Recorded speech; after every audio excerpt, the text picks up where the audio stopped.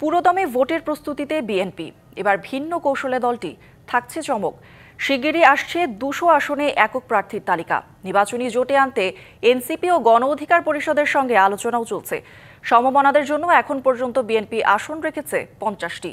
সুস্থ থাকলে বেগম খালেদা জিয়া ফেনী ১ সহ ৩টি আসন থেকে নির্বাচন করবেন, আর তারেক রহমান নির্বাচন করবেন বগুড়া ৭ থেকে।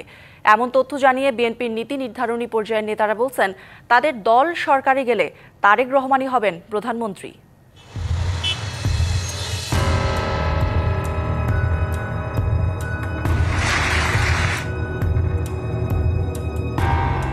এবার নয়া আর জটিল মেরুকরণে ঘুরপাক খাচ্ছে নির্বাচনী রাজনীতি। এর বাইরে নয় বড় দল বিএনপিও।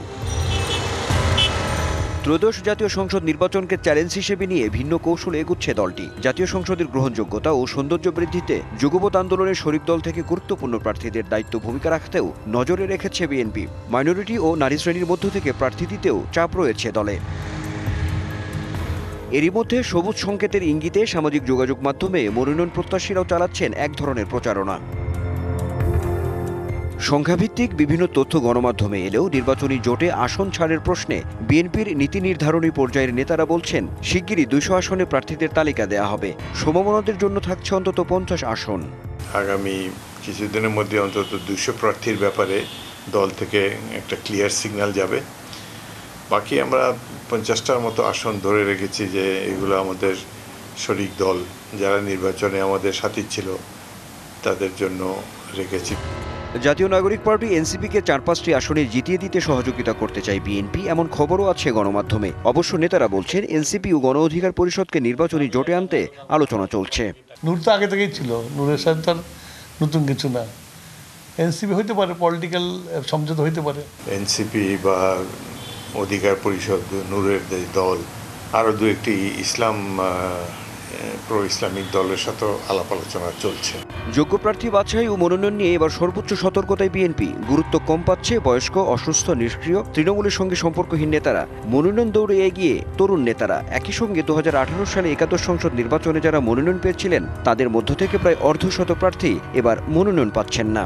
হাইকমান্ড ইতিমধ্যে ৫টি জরিপ করেছেন অ্যাক্টিং চেয়ারম্যান। অতীতের মতো ভাঙচুর আর এবার হবে না। আলাপ আলোচনার মধ্যে দিয়েই এই মনোনয়ন সংক্রান্ত জটিলতার অবসান হবে। বিএনপি চেয়ারপারসন বেগম খালেদা জিয়া নির্বাচনে অংশ নিচ্ছেন কিনা এ নিয়েও চলছে জোর আলোচনা। সুস্থ থাকলে ফেনী ১ সহ ৩টি আসনে নির্বাচনের সম্ভাবনা রয়েছে তার। ফার্স্ট চয়েস তো ফেনী, তার নিজের এলাকা, আগেও এখান থেকেই করেছেন। তবে একটার বেশি আসনে তিনি করতে পারবেন কিনা, তার স্বাস্থ্যগতভাবে তিনি সে ধরনের ফিট থাকবেন কিনা, এটা এখন বলা যাচ্ছে না। এটা ওনার শরীর সুস্থতার উপর ডিপেন্ড করে। উনি তার সাথে বলছে তার শরীর সুস্থতার উপর ডিপেন্ড করে উনি কতখানি নামবেন। বিএনপির ভারপ্রাপ্ত চেয়ারম্যান তারেক রহমান জিয়াউর রহমানের জন্মস্থান বগুড়া ৭ থেকে নির্বাচন করবেন বলে তথ্য আছে নেতাদের কাছে। যে আমাদের দল সংখ্যাগরিষ্ঠতা লাভ করে উনি পার্লামেন্টে নেতৃত্ব দিবেন, উনি প্রধানমন্ত্রী হবেন। আদি বাড়ি তাদের যেখানে গাবতলী আসন, বগুড়া, সেখান থেকে তার একটি আসনে তিনি নির্বাচন করবেন বলে আমরা ধরে নিয়েছি।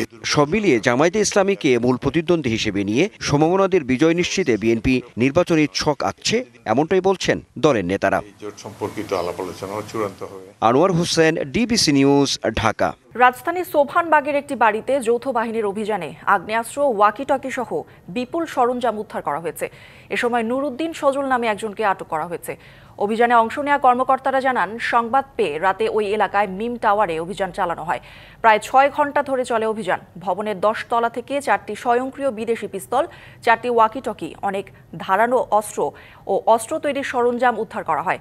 সজলকে আটক করা হয়। তার বিরুদ্ধে ধানমন্ডি এলাকায় দখলবাজি সহ নানা অপরাধের অভিযোগ আছে বলে জানানো হয়।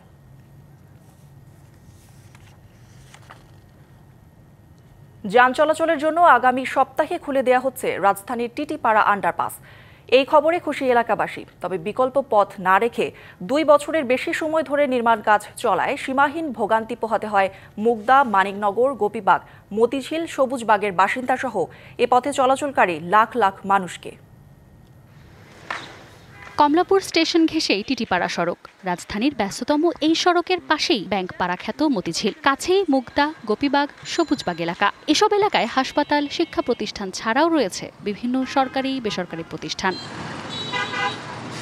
বছর দুয়েক আগে পদ্মা সেতু রেল সংযোগ প্রকল্পের আন্ডারপাস নির্মাণের কাজ শুরু হয়। এতে পুরোপুরি বন্ধ হয়ে যায় টিটিপাড়া সড়ক। এ কারণে আরকে মিশন রোড থেকে গোপীবাগ বিশ্ব রোড এবং মানিকনগর থেকে মুগদা হাসপাতাল পর্যন্ত সড়কে দিনরাত তীব্র যানজট লেগেই থাকে। স্কুলগামী শিশু থেকে শুরু করে কর্মজীবী মানুষ কেউই রেহাই পাচ্ছেন না এই ভোগান্তি থেকে। স্কুল টাইম যদি 10টা 9টায় হয় 8টায় হয়, তার 1 ঘন্টা আগের থেকে প্রিপারেশন নিতে হয়, তারপরও কাভারেজ হয় না।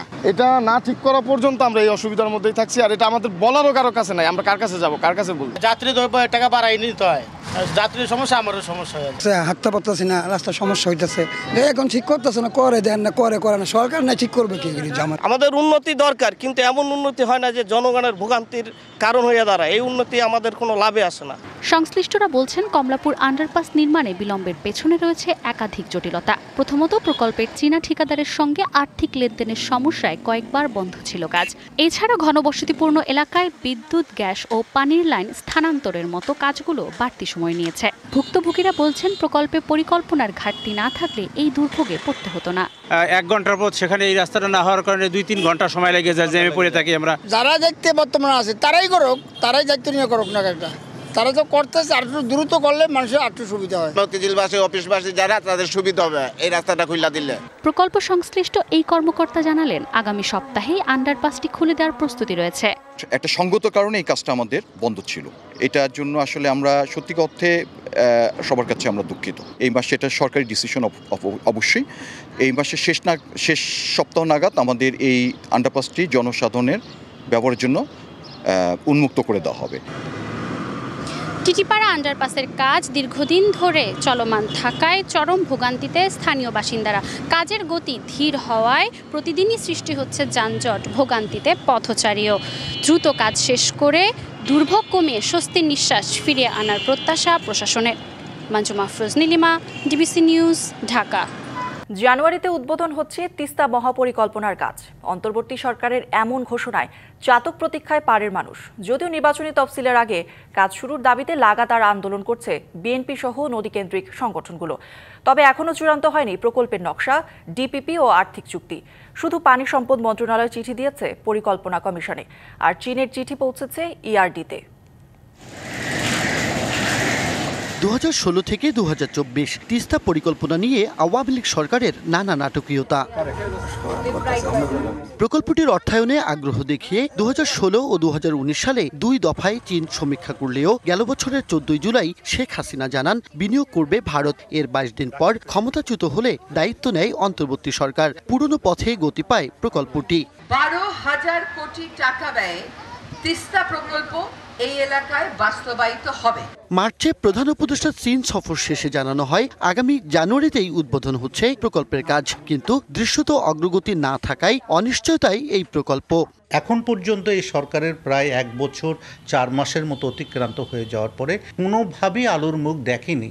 সুতরাং আমরা আশা করব আর যেন মূলা ঝোলানির মধ্যে আমরা না পড়ি। পরিকল্পনা অনুযায়ী প্রথম পর্যায়ে কাজ শেষ করার লক্ষ্য ধরা হয়েছে 2029 সাল। প্রাক্কালিত ব্যয় 9,150 কোটি। এর মধ্যে চীনের কাছে ঋণ চাওয়া হয়েছে 6,700 কোটি, আর সরকার খরচ করবে প্রায় 2,500 কোটি টাকা। এখানেই সীমাবদ্ধ প্রকল্পের অগ্রগতি। তিস্তা আন্দোলনের নেতারা মনে করেন মহাপরিকল্পনা বাস্তবায়নে এখনই প্রকল্প পরিচালক নিয়োগ করে দেশি অর্থেই কাজ শুরু করা জরুরি। আমাদের একটা পিডি নিয়োগ করা দরকার, দেশীয়ভাবে একটা তিস্তা কর্তৃপক্ষ নিয়োগ করা দরকার। তারাও কিন্তু এই কাজটা কিভাবে তদারকি করবে, রিভার্স স্টাডিটা কী হবে, তাদের দেখভাল করার জন্য, তদারকি করার জন্য আমাদের একটা শক্ত অবস্থান থাকা দরকার। সরকার যদি তার আন্তরিকতার ধারাবাহিকতা বজায় রাখে তাহলে জানুয়ারির 1 তারিখ থেকে কাজ শুরু করা সম্ভব। যদি চীন থেকে অর্থপ্রাপ্তি কোনো কারণে বিলম্ব হয় তাহলে সরকার নিজস্ব অর্থায়নে এই তিস্তা মহাপরিকল্পনার কাজ শুরু করে দেবে। তিস্তা নিয়ে অন্তর্বর্তী সরকারের আশ্বাসকে আগের মতোই কালক্ষেপণের কৌশল মনে করছেন অনেকে। তাই নির্বাচনের তফসিল ঘোষণার আগেই মহাপরিকল্পনার উদ্বোধনের দাবিতে 30 অক্টোবর রংপুর স্তব্ধ কর্মসূচি ঘোষণা দিয়েছে বিএনপি নেতৃত্বাধীন তিস্তা নদী রক্ষা আন্দোলন। কাজটা নভেম্বরে শুরু হয়ে গেলে, একটা কাজের উদ্বোধন হয়ে গেলে তখন এটা স্বাভাবিক গতিতে চলমান থাকবে। পরবর্তীতে নির্বাচনী সরকার যারা আসবে তারা তাদের কাজের ধারাবাহিকতা রক্ষা করবে। তিস্তা মহাপরিকল্পনায় 10 মিটার গভীরতায় 102 কিলোমিটার খনন ও 203 কিলোমিটার বাঁধ নির্মাণ করে নদী ভাঙন রোধ করা হবে। কমবে বন্যার ঝুঁকি। শাখা নদীগুলোর নাব্য রক্ষা ও প্রবাহ নিয়ন্ত্রণে পুনরুদ্ধার হবে 171 কিলোমিটার এলাকার জমি, যেখানে গড়ে তোলা হবে স্যাটেলাইট শহর, মেরিন ড্রাইভ, হোটেল, মোটেল, রেস্তোরাঁ, পর্যটন নগরী, পরিকল্পিত শহর, নগর ও বন্দর। এছাড়া নদীর 2 তীরে থানা, কোস্টগার্ড ও সেনাবাহিনীর ক্যাম্প স্থাপনের পরিকল্পনা রয়েছে। Majed Masud, DBC news, Rangpur. নিলাম প্রক্রিয়া ছাড়াই রেলওয়ের কারখানা থেকে পাচার হয়ে যায় শত কোটি টাকার স্ক্র্যাপ ও বিভিন্ন মালামাল। পাচারের সাথে জড়িত খোদ রেলের কর্মকর্তা কর্মচারীদেরই প্রভাবশালী একটি চক্র। সম্প্রতি চট্টগ্রামের রেলওয়ে পূর্বাঞ্চলের ক্যারেজ অ্যান্ড ওয়াগন মেরামত কারখানায় দুদকের অভিযানে মিলেছে এমন সত্যতা। অথচ রেলের তদন্তে কোনো অনিয়মই ধরা পড়েনি, জানিয়ে চলছে তোলপাড়।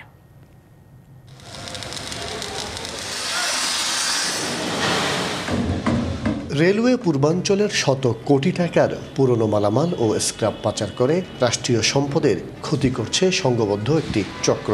এমন অভিযোগে রেলওয়ের প্রধান সরঞ্জাম নিয়ন্ত্রক ও পাহাড়তলী ক্যারেজ অ্যান্ড ওয়াগন মেরামত কারখানায় অভিযান চালায় দুদক। এ সময় দেখা যায় কারখানার ভেতরে ছড়িয়ে ছিটিয়ে মজুত রাখা হয়েছে বিপুল লোহাজাত স্ক্র্যাপ। একটি চক্র দীর্ঘদিন ধরে স্ক্র্যাপ আত্মসাৎ ও গোপনে পাচার করছে। আমরা বিভাগীয় মামলা রুজু সংক্রান্ত ডকুমেন্টসগুলো প্রথম যে অভিযোগটার কথা বলেছি, এই সংক্রান্ত ডকুমেন্টসগুলো উনি তাৎক্ষণিক আমাদেরকে দিতে পারেননি। উনি আজকের মধ্যে এগুলো আমাদেরকে দিবেন বলে জানিয়েছেন। সবগুলো রেকর্ডপত্র আমরা একটু যাচাই বাছাই করে দেখে আমরা খুব শীঘ্রই কমিশন বরাবর আমাদের প্রতিবেদন দিব। চক্রের সাথে জড়িত বেশ কয়েকজন কর্মকর্তা ও কর্মচারী, কিন্তু রেলের 3 সদস্যের তদন্ত কমিটির অনুসন্ধানে পাওয়া যায়নি কারো সম্পৃক্ততা। এরই মধ্যে কয়েকজন কর্মকর্তাকে করা হয়েছে বদলিও। তবে ক্যামেরার সামনে বিষয়টি নিয়ে কথা বলতে রাজি নন রেলওয়ে পূর্বাঞ্চলের জেনারেল ম্যানেজার। না, এরকম পাইনি। আরেকটা হলো যে ওইটা সিসিএস দপ্তর দেখেন, কিন্তু আমার জানা মতো ওখানে একটা কমিটি করা হয়েছে, এরকম কোনো কিছু পাইনি।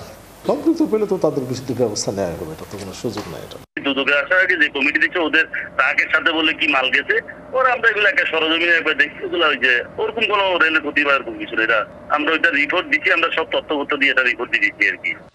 গেল বছরের 9 সেপ্টেম্বর রেলের সিজিপিওয়াই ইয়ার্ড থেকে 3 ট্রাক স্ক্র্যাপ চুরি করে ঢাকায় নিয়ে যাওয়ার পথে মিরসরাই থানা পুলিশ আটক করে। এর আগে 14 আগস্ট রেলের ওয়ার্কশপ থেকে কোটি টাকা মূল্যের সরঞ্জাম ও স্ক্র্যাপ চুরির ঘটনা ঘটে। মাসুদুল হক, ডিবিসি নিউজ, চট্টগ্রাম। সরকারি নিষেধাজ্ঞা ও প্রশাসনের অভিযান কাজে আসছে না। শরীয়তপুরের পদ্মার বিস্তীর্ণ এলাকা জুড়ে অবাধে চলছে মাছ ধরা। শুধু তাই নয়, প্রকাশ্যে বিক্রি হচ্ছে নদীর পাড়ে।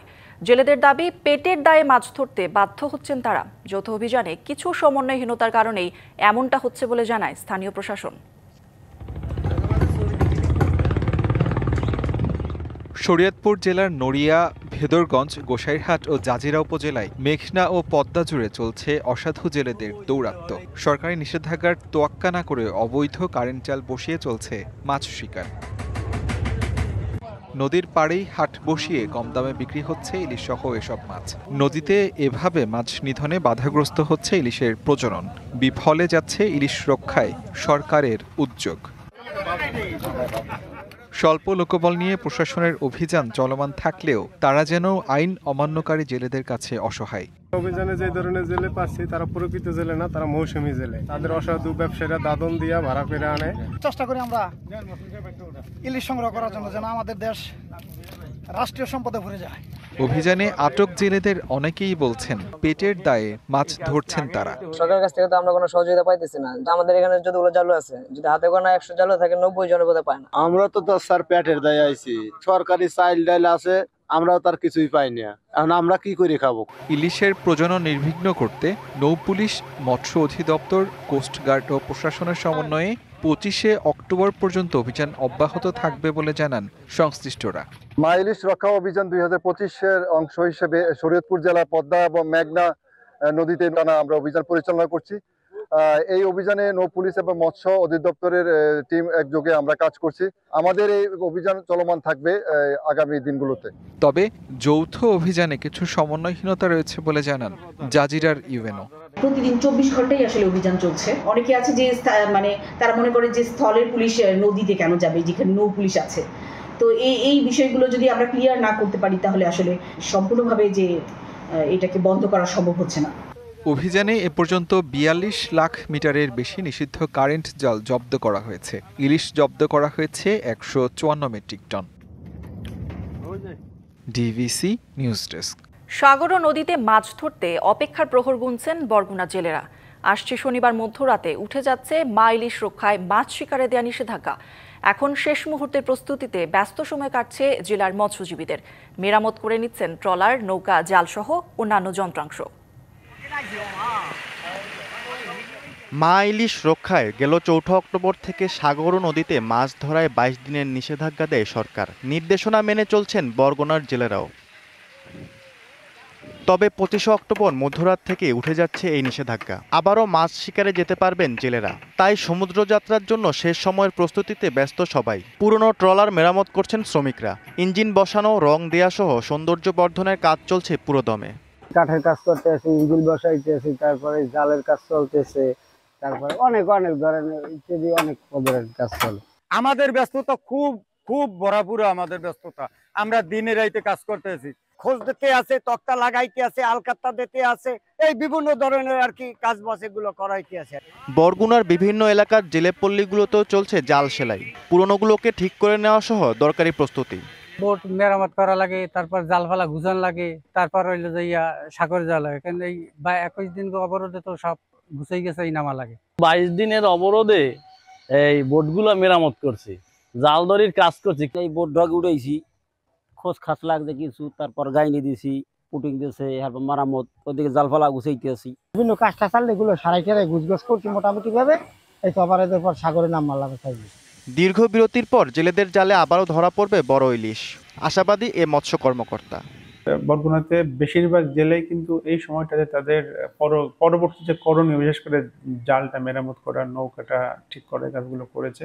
আমাদের কাছ থেকে তারা পারমিশন নিয়ে গিয়েছে অনেক নৌকা, বড় বড় নৌকাগুলোতে আমরা যাচ্ছি, মাছ শিকারের পূর্ণ প্রস্তুতি নিচ্ছে। আশা করি তারা ভালোই মাছ পাবে।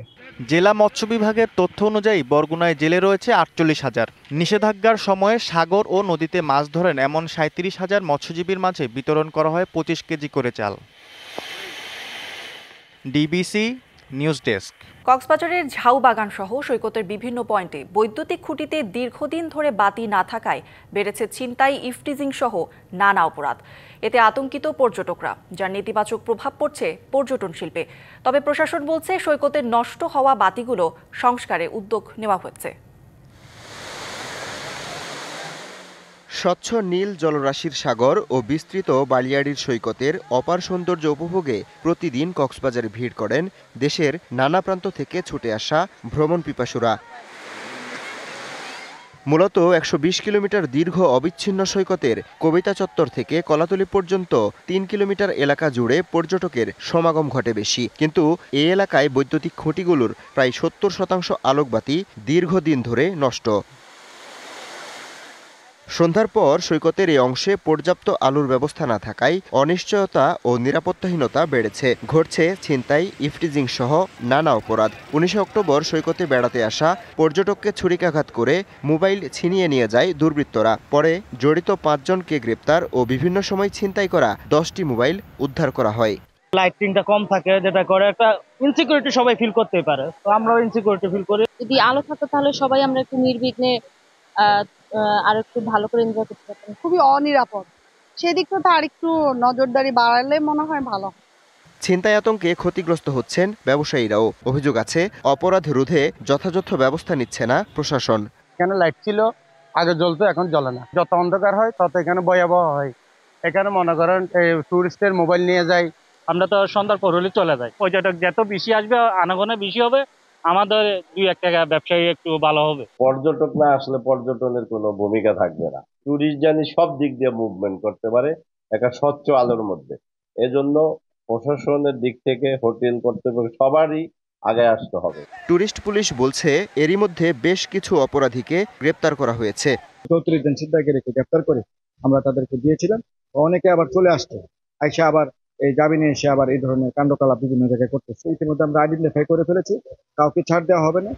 অবশ্য দ্রুত সমস্যা সমাধানের আশ্বাস জেলা প্রশাসনের।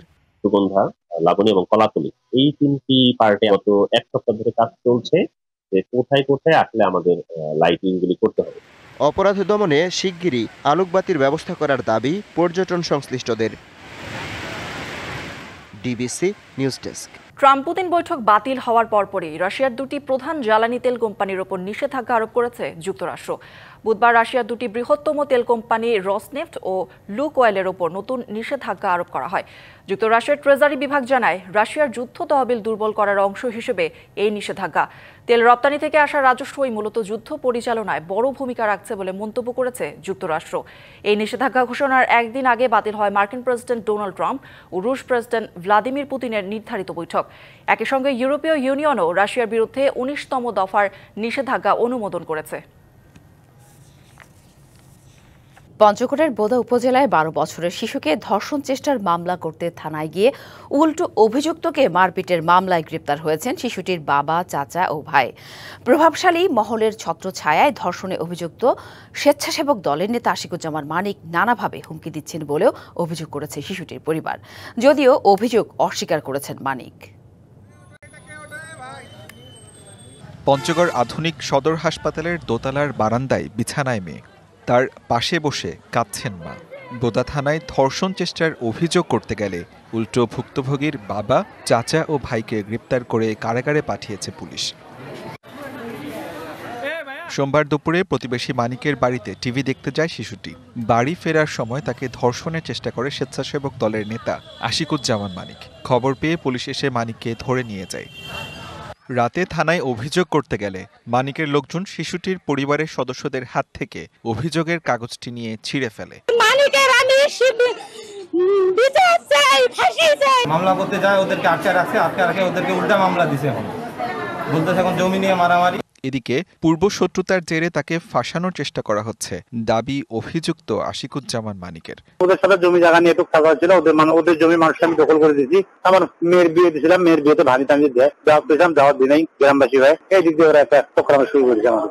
ঘটনাটিকে সাজানো ও মিথ্যা দাবি করে প্রতিবাদ জানিয়েছেন জেলা স্বেচ্ছাসেবক দলের সভাপতি। যারা এই কাজটা করছে তাদের সাথে তার পূর্ব শত্রুতা বোধ কোনো ছিল না। সে বিএনপি করতো, ওরা আমলে করতো।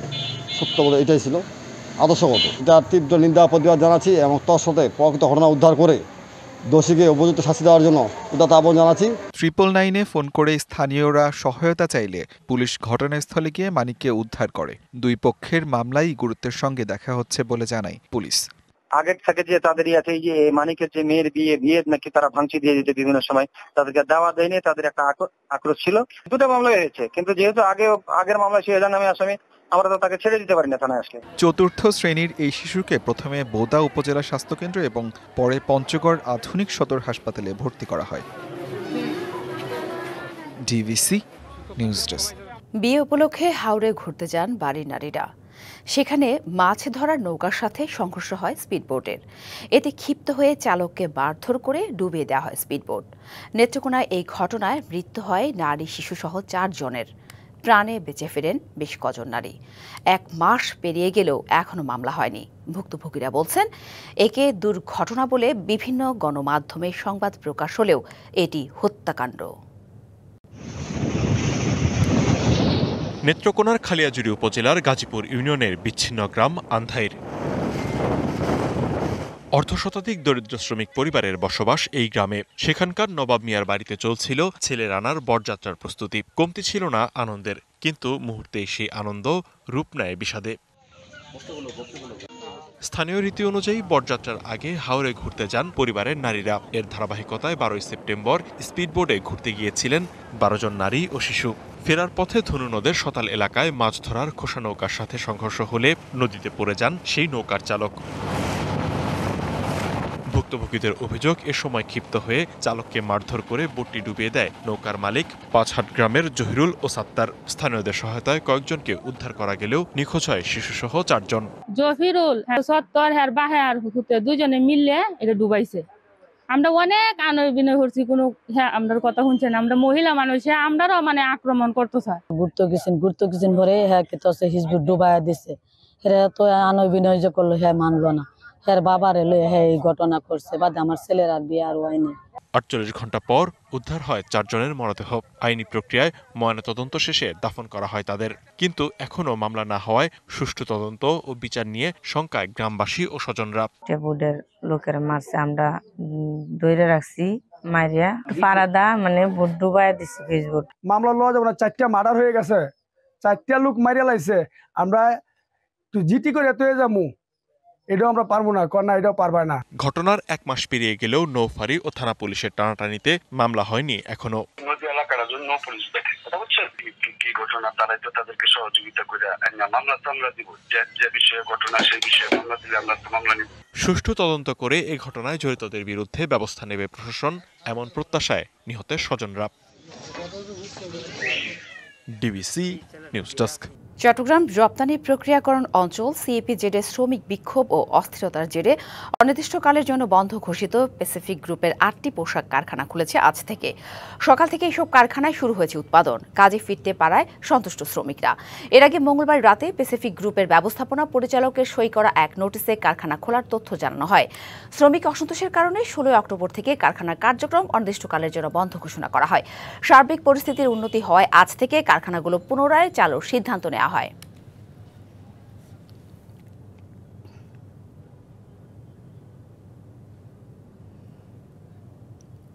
এ নিয়ে আরও জানাতে আমাদের সাথে সরাসরি যুক্ত হয়েছেন সহকর্মী মুজিবুল হক। কথা বলবো তার সাথে।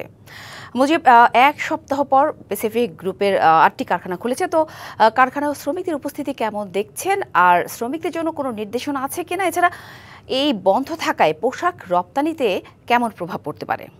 সাথে খুব স্বাভাবিকভাবে প্রভাব তো পড়বে, কারণ দেশের শীর্ষস্থানীয় প্রতিষ্ঠান এই প্যাসিফিক জিন্স এবং পোশাক প্রস্তুতকারক যে প্রতিষ্ঠানগুলো রয়েছে বাংলাদেশে, এর মধ্যে অন্যতম এই প্যাসিফিক গ্রুপ, এবং তাদের 8টি কারখানা প্রায় 1 সপ্তাহ ধরে বন্ধ থাকার পর আজকে থেকে সেটি আনুষ্ঠানিকভাবে চালু হয়েছে, এবং সেটির জন্য কারখানা কর্তৃপক্ষের পক্ষ থেকে শ্রমিকদের একটি নির্দেশনা দেওয়া হয়েছে যে কোনো ধরনের সমস্যা, যে কোনো ধরনের তাদের যে সংকট, সেই সংকটগুলো আগে যাতে মালিক পক্ষ বা যে ব্যবস্থাপনা কমিটিতে যারা আছেন তাদের সাথে কথা বলে যাতে সমাধান করা যায়, সেই ব্যাপারটি আসলে তাদেরকে নির্দেশনা দেওয়া হয়েছে। আমরা দেখেছি যে সকাল থেকে এই পুরো ইপিজেডের আশেপাশে থেকে শুরু করে যে সমস্ত 8টি কারখানা আসলে বন্ধ ছিল, সেই কারখানাগুলো যেহেতু সকাল থেকে চালু হচ্ছে, সেখানে সেনাবাহিনী, শিল্প পুলিশ সহ মেট্রোপলিটন পুলিশের যে সদস্যরা রয়েছে, পাশাপাশি ব্যবসার যে নিরাপত্তা বাহিনীর সদস্য রয়েছে, তারা টহল দিচ্ছে এবং এক ধরনের নিশ্চিত নিরাপত্তা ব্যবস্থা আসলে নেওয়া হয়েছে। আপনি জানেন যে চলতি বছরের শুরু থেকে মূলত এই প্যাসিফিক জিন্সের যে 8টি কারখানা, সেই 8টি কারখানা ঘিরে শ্রমিক অসন্তোষ শুরু হয়। প্রথম দিকটায় যে অসন্তোষ, সেই অসন্তোষগুলো আসলে বেতন ভাতা নিয়ে না হলেও কেন আসলে বারবার এই সংকটগুলো সৃষ্টি হচ্ছে সেটি নিয়ে এক ধরনের প্রশ্ন তৈরি হয়েছে।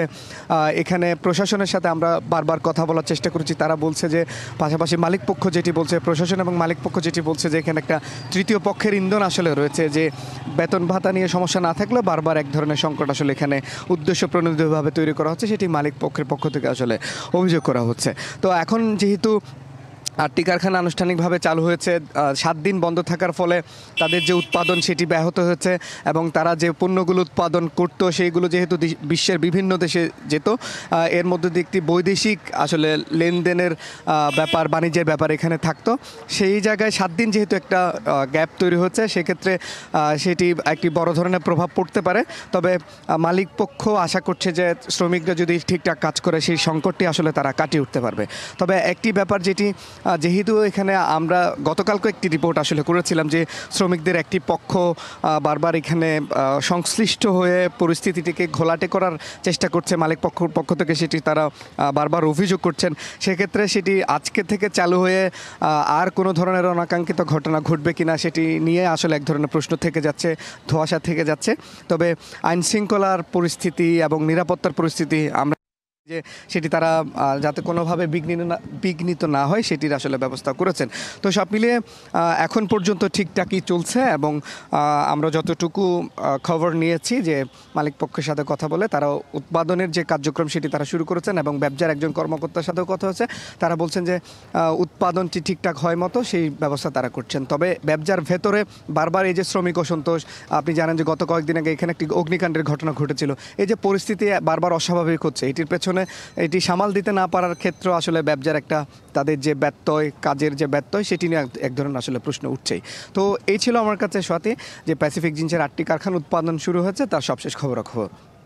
ধন্যবাদ মুজিব। শনিবার মধ্যরাত থেকে মাইলিশ রক্ষায় মাছ শিকারে দেয়া নিষেধাজ্ঞা উঠে যাচ্ছে। এ নিয়ে বিস্তারিত জানাতে আমাদের সাথে শরীয়তপুর ও বরগুনা থেকে যুক্ত হয়েছেন সহকর্মীরা। প্রথমে যেতে চাই, শরীয়তপুরে আছেন সহকর্মী রাজীব হোসেন রাজন। রাজন, আপনার প্রতিবেদনটি কিছুক্ষণ আগে দেখছিলাম যে নিষেধাজ্ঞা থাকলেও মাছ ধরার অভিযোগ জেলেদের বিরুদ্ধে।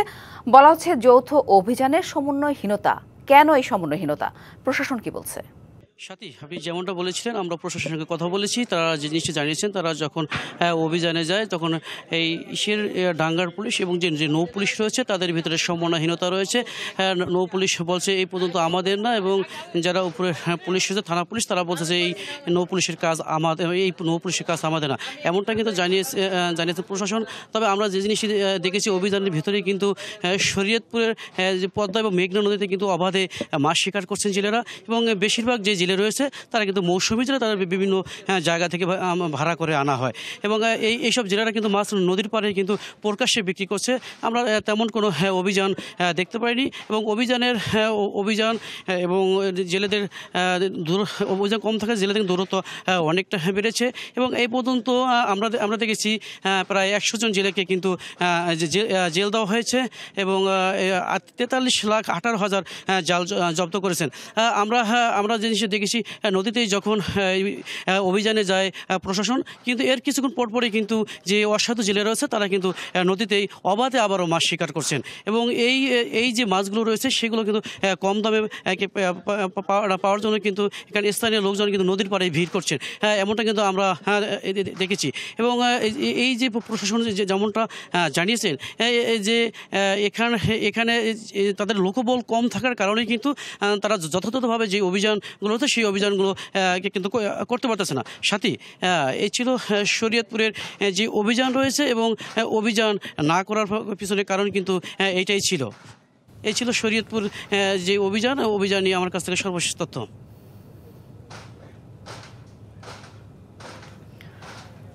ধন্যবাদ রাজন। আমরা শরীয়তপুরের কথা জানছিলাম, এবার বরগুনা থেকে জানবো সহকর্মী মালিক মিঠুর কাছ থেকে।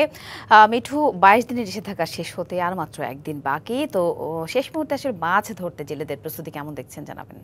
ধন্যবাদ। আসলে মা ইলিশ রক্ষায় সরকারের যে 22 দিনের যে নিষেধাজ্ঞা দিয়েছে, এখানকার অন্যান্য জেলায় যে চিত্রটা আসলে আমরা দেখেছি বা এবং যে গণমাধ্যমে শুনেছি তার কিন্তু ভিন্ন রূপটা কিন্তু বরগুনাতে। তারপরেও কিন্তু কিছু অসাধু যে জেলেরা আছে তারাও কিন্তু মাছ ধরছে। এই পর্যন্ত 55টি অভিযান পরিচালনা করেছে, এবং প্রায় অনেক জেলেই আসলে জেল জরিমানা হয়েছে। এখানে বরগুনার প্রস্তুতি কিন্তু নিয়েছে, বিশেষ করে এই 22 দিনের অবসরকালীন সময়ে এখানকার জেলেরা আসলে তাদের যে মাছ ধরার যে প্রস্তুতি, যে ট্রলার মেরামত, যেগুলো অকেজসি ইঞ্জিন মেরামত, রং করা, সৌন্দর্য বর্ধন, এবং পুরনো জালগুলো সেলাই করে এবং আবার নতুন করে কিছু জাল মেরামত বা জাল গোছানো, সকল ধরনের ব্যস্ত সময় কাটছে। আমি এই মুহূর্তে রয়েছি পটুয়াখালী একটি ডকইয়ার্ডের। এখানকার যারা রয়েছেন আসলে এখানকার অনেক শ্রমিকরাই তারা আসলে প্রচুর কাজ করছেন, এবং শেষ মুহূর্তে তাদের প্রস্তুতি অনেক। আসলে আপনারা এই ডকইয়ার্ডে কি কি কাজ করছেন এবং ব্যস্ততা কেমন?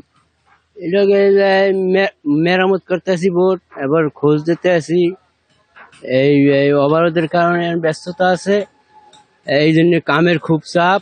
আর এখন তো অবরোধ প্রায় শেষের পথে, এখন সব বোট, জাল, দড়ি এগুলি সব গুছ করতেছে, এই জন্যই খুব একটা এখন এই ডগের মেরামতের কাজের জন্য, অন্যান্য কাজের জন্য ব্যস্ততা আছে। শুধু এটা না, আমি আসলে জেলেপুলিতে দেখেছি তারা আসলে দেখেছি যে দলগতভাবে যে বিভিন্ন যে এলাকায় তাদের জাল, দড়ি এবং যে অনেকটা ট্রলারে দেখেছি, এর মধ্যেই যে মৎস্যদের শনিবার মধ্যরাত থেকে মাছ শিকারের জন্য যে প্রস্তুতি, যে রসদ থাকে, বাজার থাকে, সকল বাজার আসলে তারা সম্পূর্ণ করেছেন। এবং তারা বলেছেন যে আসলে এই মা ইলিশ রক্ষার যে শনিবার মধ্যরাতেই তারা আসলে সাগরের উদ্দেশ্যে রওনা দেবেন এবং নদীতে তারা মাছ ধরবেন। এবং আপনাকে জানিয়ে রাখি যে বরগুনায় কিন্তু 48,000 নিবন্ধিত জেলে রয়েছে এবং তার ভিতরে কিন্তু 37,000 জেলেদের এই 25 কেজি করে চাল বিতরণ করা হয়েছে এবং সর্বোপরি এখন কিন্তু এই জেলায় আসলে জেলে রয়েছে প্রায় লক্ষাধিক। সর্বোপরি যে নিষেধাজ্ঞা সময়কালীন যে পুনর্দনা, সেই পুনর্দনা আসলে দাবি করেছিলেন, কারণ তারা দীর্ঘদিন আসলে এখানকার অবসর সময় পালন করেছেন এবং আশা করছেন জেলেরা যে এবছর যে মা ইলিশ রক্ষায় যেভাবে অভিযান পরিচালনা করা হয়েছে এবং সর্বোপরি যে 22 দিনের পরে যে বড় মাছ এবং মাছের পাবেন বলে এমনটা আশা করছেন, কারণ এর আগে আসলে তেমন মাছ আসলে এখানকার জেলেরা পায় নাই। সর্বোপরি 22 দিনের অবরোধের পর তারা জেলেদের জালে প্রচুর মাছ ধরা পড়বে এমনটাই প্রত্যাশা করছেন এখানকার জেলে। এই ছিল আসলে বরগুনা থেকে সর্বশেষ সাথী। ধন্যবাদ মিঠু। বাড়তি লাভের আশায় ঝিনাইদহে আগাম শীতের সবজির ক্ষেত পরিচর্যায় ব্যস্ত কৃষক। আবহাওয়া অনুকূলে থাকলে লাভের আশা তাদের, তবে সার কীটনাশকের দাম বেশি হওয়ায় বাড়ছে উৎপাদন খরচ। মৌসুমের শুরুর দিকে রোগবালাই সংক্রমণ ঝুঁকি থাকায় বাড়তি সতর্ক থাকার পরামর্শ কৃষি বিভাগের। আবদার সর্দার ঝিনাইদহ সদর উপজেলার গিলাপুল গ্রামের মাঠে 1 বিঘা জমিতে আগাম শীতের সবজি শিমের চাষ করেছেন। আর কয়েকদিন পরই শিম তুলবেন, তাই তপ্ত রোদ উপেক্ষা করে স্ত্রীকে নিয়ে ক্ষেত পরিচর্যা করছেন। আবহাওয়া অনুকূলে থাকলে বাজারে ভালো দামের প্রত্যাশা তাদের। খরচ আছে মোটামুটি 30,000 নাই খরচ হইল, লাভও ওরকম প্রায় লাখখানেক হবে। ডুগা ছড়াতে হচ্ছে, এগুলো ছড়িয়ে সাফ করে না দিলে পোকা লেগে যাবে। একই চিত্র সদরের গিলাপোল, সাধুহাটি, এনায়েতপুর, বৈডাঙ্গা সহ বিভিন্ন উপজেলায় মাঠের পর মাঠ শিম, বরবটি, বাঁধাকপি, ফুলকপি সহ অন্যান্য আগাম শীতকালীন সবজি পরিচর্যায় কৃষকের ব্যস্ততা। ভালো দাম পেলে আশা করা যায় আমার মূলা 1,10,000-20,000 টাকা মতন আমার বিক্রি করতে পারবো। বৃষ্টি না হয় তাহলে আশা করা যায় সবজি ভালোই হবে। পোকার আক্রমণের কথা ভেবে অনেকে ক্ষেতে কীটনাশক স্প্রে করছেন, কেউ বা ফেরোমন ফাঁদ ব্যবহার করছেন। তবে সার কীটনাশকের দাম বেশি হওয়ায় বাড়ছে উৎপাদন খরচ। তিড়িং পোকা এই ওষুধ না দিলে খেয়ে নষ্ট করে ফেলায় গাছ। কীটনাশক এই ওষুধের দাম বেশি হওয়ার কারণে আমার খরচ একটু বেড়ে গিয়েছে। আবহাওয়ার তারতম্যে সবজিতে গোড়া পচা, মাছি পোকার সংক্রমণ, স্পট তৈরি রোগের সংক্রমণ হতে পারে। এক্ষেত্রে ছত্রাকনাশক সহ অন্যান্য কীটনাশক পরিমিত মাত্রায় ব্যবহার এবং ফেরোমন ফাঁদ ব্যবহারের পরামর্শ কৃষি কর্মকর্তার। এই সময় কৃষকদেরকে অবশ্যই খেয়াল রাখতে হবে যেন তার এই সবজি কষ্টের ফসল যেন এই পোকা বা রোগবালাইয়ের আক্রমণের কারণে নষ্ট না হয়। পাতা বা ফলে স্পটের কথা যদি আমরা বলি, সেক্ষেত্রে তারা ম্যানকোজেব, কার্বেন্ডাজিম এই গ্রুপের ওষুধ তারা ব্যবহার করতে পারে। সাথে সাথে যদি পোকামাকড়ের কথা বলি, জৈব পদ্ধতিতে কৃষকরা এখানে ফেরোমন ফাঁদ ব্যবহার করতে পারে। জেলার 90% কৃষক পারিবারিক ও বাণিজ্যিকভাবে সবজি চাষে জড়িত। বাৎসরিক চাহিদা মিটিয়ে 4,96,584.32 মেট্রিক টন শাক ও সবজি উদ্বৃত্ত থাকে। DBC news desk. মানিকগঞ্জে শীতকালীন সবজি চাষে ব্যস্ত সময় পার করছেন কৃষকরা। এ বিষয়ে আরও জানাতে জেলার বাঙ্গালা এলাকা থেকে সরাসরি যুক্ত হয়েছেন সহকর্মী আশরাফুল আলম লিটন। লিটন, সবজি ভান্ডার খ্যাত মানিকগঞ্জ জেলা এবার কেমন দেখছেন শীতের সবজির চাষ, আর কৃষকদের প্রত্যাশা কেমন জানাবেন? সাথী, আপনি যেমনটি বলছিলেন যে মানিকগঞ্জকে বলা হয় রাজধানীর কিচেন অর্থাৎ রান্নাঘর। মানিকগঞ্জের 7টি উপজেলার মধ্যে মানিকগঞ্জ সদর, সিংড়া এবং সাটুরিয়া উপজেলাতে সবচেয়ে বেশি সবজির আবাদ হয়ে থাকে। তো আমরা কৃষি বিভাগের সাথে কথা বলে যেটি জানতে পেরেছি যে এই বছর শীতকালীন সবজির জন্য লক্ষ্যমাত্রা ধরা হয়েছে 11,000 হেক্টর জমিতে। তো কৃষকরা ইতিমধ্যে বেশ কয়েকদিন ধরেই কিন্তু তারা এই আগাম যে সবজি, সেই সবজি চাষে ব্যস্ত সময় কাটাচ্ছে। তো আমি এই মুহূর্তে বাঙালি এলাকাতে আছি। আমরা এখানে এসে যেটি দেখতে পেয়েছি যে বিস্তীর্ণ এলাকা জুড়ে কিন্তু কপির চাষ হয়েছে, পাশাপাশি শীতকালীন যে অন্যান্য যে সবজি যেগুলো রয়েছে, লাউ শাক, মূলা শাক, সিম, করলা, তারপর হচ্ছে এই ফুলকপি, বাঁধাকপি, এই ধরনের যে সবজি যেগুলো রয়েছে সেগুলো কিন্তু আবাদ তারা শুরু করেছেন। তো আমি আপনার মাধ্যমে দর্শকদেরকে আরেকটু জানাতে চাই যে ইতিমধ্যে মানিকগঞ্জের যে বেগুন, লাউ, বিভিন্ন প্রকার যে শাকসবজি সেগুলো কিন্তু বাজারে উঠতে শুরু করেছে। আর এই ফুলকপি, বাঁধাকপি, এই কপি যেগুলো এখন কৃষকরা ব্যস্ত সময় কাটিয়ে তারা যে ফলনগুলো তারা যেগুলো ফলাচ্ছেন সেগুলো কিন্তু আর 15 থেকে 20 দিনের মধ্যেই কিন্তু বাজারে উঠে যাবে। তো আমরা আরেকটা বিষয়ে কৃষকদের সাথে কথা বলে আমরা যেটি জানতে পেরেছি যে কৃষকরা যেটি জানিয়েছেন যে এই সম্প্রতি যে অতিবৃষ্টি হয়েছে সেই অতিবৃষ্টির কারণে তাদের যে বীজতলায় ব্যাপক ক্ষতি হয়েছে, সেই ক্ষতি কাটিয়ে ওঠার জন্য কৃষকরা নিরলসভাবে সকাল থেকে সন্ধ্যা পর্যন্ত তারা খেতে খামারে কাজ করে যাচ্ছেন। তারা যেটি বলছেন যে আসলে আর আরেকটা বিষয় আপনাকে বলে রাখি যে মানিকগঞ্জের যে সবজি কিন্তু অত্যন্ত ভালো মানের সবজি এবং এই সবজি কিন্তু রাজধানীর বাজারকে মাথায় রেখে এই সবজিগুলো কিন্তু কৃষকরা উৎপাদন করে থাকে। এবং আর সবচেয়ে আরেকটা বড় বিষয় হচ্ছে যে রাজধানীর সাথে মানিকগঞ্জের যে যোগাযোগ ব্যবস্থা অত্যন্ত ভালো হওয়ার কারণে কৃষকরা কিন্তু অল্প সময়ের মধ্যে এই সবজিগুলো রাজধানীতে নিয়ে যেতে পারছে। তো কৃষি বিভাগের সাথে কথা বলে আমরা আরেকটি বিষয় জানতে পেরেছি যে এবার প্রায় 10,000 কৃষক এই শীতকালীন সবজি চাষে তারা ব্যস্ত সময় কাটাচ্ছেন। সাথী, এই ছিল আমার কাছে মানিকগঞ্জের সবজি চাষের শেষ খবর। ধন্যবাদ লিটন। ফেব্রুয়ারিতে ত্রয়োদশ জাতীয় সংসদ নির্বাচন। সারা দেশ প্রস্তুত হচ্ছে একটি অবাধ, সুষ্ঠু ও গ্রহণযোগ্য নির্বাচনের জন্য। কি ভাবছেন সাধারণ মানুষ থেকে শুরু করে আগামীর জনপ্রতিনিধিরা? সে কথা জানাতে ডিবিসি নিউজের ইলেকশন এক্সপ্রেস ছুটে যাচ্ছে সব সংসদীয় আসনে। এখন রয়েছে সংসদীয় আসন 56, রাজশাহী 5-এ। সিএসআরএম ডিবিসি ইলেকশন এক্সপ্রেস, আজ আমরা আছি সংসদীয় আসন 56, রাজশাহী 5 আসনে। এই আসনটি পুঠিয়া দুর্গাপুর উপজেলা নিয়ে গঠিত। এই আসনে মোট ভোটার রয়েছেন 3,40,000। আমাদের সঙ্গে এখন অতিথি হিসেবে আছেন জেলা জামাতে ইসলামীর সহকারী সেক্রেটারি ও এই আসনের মনোনীত প্রার্থী মোহাম্মদ নুরুজ্জামান লিটন। আপনাকে স্বাগত জানাচ্ছি। কেমন সাড়া পাচ্ছেন? মনোনয়ন বেশ কয়েক মাস আগেই নিশ্চিত হয়েছে, আপনাদের মানুষের কাছে যাচ্ছেন, কেমন সাড়া পাচ্ছেন? আলহামদুলিল্লাহ, আমি আপনার চ্যানেলের মাধ্যমে পুঠিয়ার দুর্গাপুরের সর্বস্তরের জনগণকে আমি সালাম জানাচ্ছি। আসসালামু আলাইকুম। ভিন্ন ধর্মাবলম্বীদের জন্য জানাচ্ছি আমি শুভেচ্ছা এবং অভিনন্দন। আমি নমিনি ঘোষণা হওয়ার পর থেকে এই পুঠিয়া দুর্গাপুরের প্রত্যেকটি ইউনিয়ন এবং গ্রামে গ্রামে হাট বাজারে যাওয়ার চেষ্টা করেছি। আমি সর্বস্তরের সাধারণ মানুষের দলমত নির্বিশেষে অভূতপূর্ব সাড়া পেয়েছি এবং আমি আত্মবিশ্বাসী পুঠিয়া দুর্গাপুরের আগামী ত্রয়োদশ জাতীয় সংসদ নির্বাচনে নিশ্চয়ই করে তারা দাঁড়িপাল্লাকেই বেছে নেবে ইনশাআল্লাহ। আপনি যদি বিজয়ী হতে পারেন সেক্ষেত্রে এই এলাকার কি কি কাজ করবেন? জি, আমি বিজয়ী হতে পারলে আল্লাহর রহমত এবং মানুষের ভালোবাসায় পুঠিয়া দুর্গাপুরের রাস্তাঘাট এখনো খানাখন্দকে ভরা। অনেক জায়গায় এখনো রাস্তা নেই, বিশেষ করে গ্রাম থেকে উপজেলা সদরের যোগাযোগ ব্যবস্থা কিন্তু এখনো অনুন্নত। আমি রাস্তাঘাট সংস্কার করব এবং নতুন করে রাস্তাঘাট বিনির্মাণ করব, ব্রিজ কালভার্ট নির্মাণ করব, যাতে করে কৃষকরা তাদের উৎপাদিত পণ্য হাটে বাজারে খুব স্বল্প সময়ে নিয়ে গিয়ে বিক্রি করে তারা ন্যায্য মূল্য পেতে পারে। এছাড়াও স্কুল, কলেজ, মাদ্রাসা, বিশেষ করে যেগুলোতে ভৌত অবকাঠামো দুর্বল, সেগুলোতে আমি ভৌত অবকাঠামো উন্নয়নের জন্য আপ্রাণ চেষ্টা করব ইনশাআল্লাহ। এখানে নারীদের কর্মসংস্থান, শিক্ষা এবং বেকারত্ব দূর করার জন্য কি করবেন?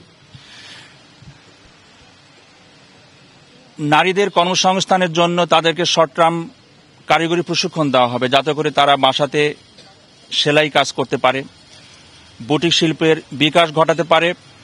এছাড়াও গবাদি পশু পালন, উদ্যান চাষের মাধ্যমে সবজি উৎপাদন করে তারা সংসারের একজন উপার্জনকারী ব্যক্তি হিসেবে নিজেদেরকে প্রতিষ্ঠিত করবে। এছাড়াও বেকার যুবকদেরকে আমরা কারিগরি ইনস্টিটিউটের মাধ্যমে উপযুক্ত প্রশিক্ষণ দিয়ে তাদেরকে আমরা কর্মসংস্থানের ব্যবস্থা করব। এছাড়াও আমি নিজে একজন শিল্প কলকারখানা প্রতিষ্ঠা করেছি, আমার একাধিক শিল্প কলকারখানা আছে। আমি ইনশাল্লাহ বিজয়ী হলে আমরা ব্যবসা সম্প্রসারণের মাধ্যমে ইনশাল্লাহ আমি বেকার যুবকদের ব্যাপক কর্মসংস্থানের ব্যবস্থা করব আশা করছি।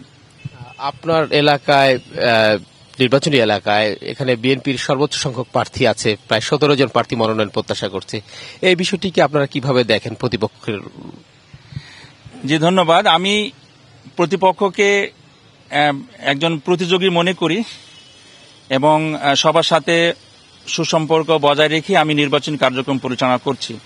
আশা করি বাংলাদেশ জামাত ইসলামী একটি জনবান্ধব দল, ন্যায় ও ইনসাফ ভিত্তিক সমাজ কায়েমের জন্য বাংলাদেশ জামাত ইসলামী যে জনবান্ধব কর্মসূচি গ্রহণ করেছে, আমি আত্মবিশ্বাসী যে আগামীতে পুঠিয়া দুর্গাপুরে ইনশাআল্লাহ বাংলাদেশ জামাত ইসলামীর দাঁড়িপাল্লার প্রতীককেই মানুষ বেছে নেবে। আর যে দলগুলোর কথা আপনি বললেন, তারা বিভিন্ন সময়ে রাষ্ট্র পরিচালনার দায়িত্ব ছিলেন, তো আগামীতে জনগণ তাদের কেউ মূল্যায়ন করবে। তারা বিভিন্ন সময় রাষ্ট্র পরিচালনার দায়িত্ব থেকে দুর্নীতিতে তারা বিশ্ব চ্যাম্পিয়ন হয়েছে। তাদের শাসন আমলে খুন খারাপি, রাহাজানি, দুর্নীতির রেকর্ড সংখ্যক হয়েছে, সেটা আমরা কিন্তু জানি। আশা করি এটা জনগণ মূল্যায়ন করবে। আপনার এলাকায় প্রচুর কৃষি ফসল হয়, আম, পান, এগুলো জিআই পণ্য হিসেবে স্বীকৃত। এই ফসলগুলোর ন্যায্য মূল্য নিশ্চিতের জন্য কোনো চিন্তা থাকবে কিনা? যে আমার কর্মসূচি আছে, বিশেষ করে পুঠিয়া দুর্গাপুরে অতি উৎপাদনশীল বিশেষ করে আম, পেঁয়াজ, পান, আলু, মাছ প্রধান ফসল এইগুলো। তো কৃষকরা যাতে করে এর ন্যায্য দাম পায়, বিশেষ করে যেগুলো রপ্তানি যোগ্য পণ্য, আমি ইনশাআল্লাহ রপ্তানি করার জন্য কার্যকরী উদ্যোগ গ্রহণ করব। আর যেগুলো সংরক্ষণ করে ভিন্ন মৌসুমে বাজারজাত করলে কৃষকরা একটু ভালো দাম পাবে, আমি সেই ধরনের হিমাগার প্রতিষ্ঠা করব ইনশাআল্লাহ। ধন্যবাদ। কথা বলছিলেন নুরুজ্জামান লিটন, তিনি রাজশাহী ৫ আসনের জামাত ইসলামের মনোনীত প্রার্থী। CSRM ডিবিসি ইলেকশন এক্সপ্রেস, আজ আমরা আছি রাজশাহী ৫ আসনে। পরবর্তীতে দুপুর 12টায় দেখা হবে নতুন আরেকজন অতিথিকে নিয়ে। সে পর্যন্ত ডিবিসির পর্দায় চোখ রাখেন সবাই। সময়ের অতলে হারিয়ে যাওয়া এক নীরব শহর কায়াকয়। তুরস্কের এই পরিত্যক্ত জনপদ কোলাহলে মুখর ছিল একসময়। শত বর্ষ আগে কায়াকয়ের সরু আঁকাবাঁকা পথ, পাহাড় চূড়ায় দাঁড়িয়ে থাকা গির্জা, পুরনো স্কুল আর ফোয়ারাগুলোই ছিল প্রাণচাঞ্চল্য। আজ সেখানে শুধুই নিস্তব্ধতা, ধ্বংসস্তূপের মাঝখানে দাঁড়িয়ে থাকা স্মৃতিচিহ্ন। কায়াকয় এখন ভুতুরে শহর নামে পরিচিত।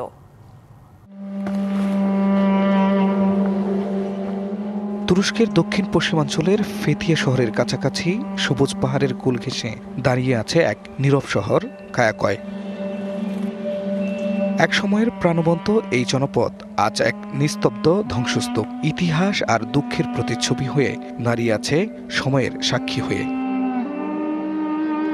এক সময় এ শহরের নাম ছিল লেটেসি। এখানে 10,000-এরও বেশি গ্রিক অর্থোডক্স খ্রিস্টান ও তুর্কি মুসলিম কৃষকরা বাস করতেন। কিন্তু 1922 সালে গ্রিক তুরস্ক যুদ্ধের পর পাল্টে যায় পরিস্থিতি। যুদ্ধোত্তর উত্তেজনা ও নতুন প্রজাতন্ত্র প্রতিষ্ঠার পর দুই দেশের নাগরিকরাই অঞ্চলটি ছেড়ে যান। তাদের জায়গায় গ্রিসের কাবালা থেকে মুসলিম তুর্কিদের আনা হয়। কিন্তু নতুন বাসিন্দারাও এই পাহাড়ি শহরটি পছন্দ করেনি। অল্প সময়ের মধ্যে তারাও অন্যত্র চলে যান, আর কায়াকয় ধীরে ধীরে পরিণত হয় এক পরিত্যক্ত শহরে। গত 1 শতাব্দীরও বেশি সময় ধরে এই শহরে কোনো মানুষ নেই। কায়াকয় এখন এক সত্যিকারের ভূতের শহর। আজও কায়াকয়ের প্রায় 2,500 বাড়ি টিকে আছে, তবে বেশিরভাগই ছাদহীন আর দেয়াল ধসে পড়েছে। কায়াকয় এখন এক খোলা জাদুঘর। পর্যটকরা আজ সেখানে যান ইতিহাস ছুঁয়ে দেখতে, নীরবতার শব্দ শুনতে। শহরের পাথুরে সরু গলিপথ ধরে হাঁটলে দেখা মেলে পুরনো স্কুল, গির্জা আর জলাধারের ধ্বংসাবশেষ। পাহাড়ের চূড়া থেকে নেমে তাকালে নিচে দেখা যায় গভীর নীল এজিয়ান সাগর। কায়াকয়ের জীবন্ত মানুষের শহরের সেই দৃশ্য আজও অপরিবর্তিত, কিন্তু এখন কেবল নীরবতা ও স্মৃতিতে ভরা।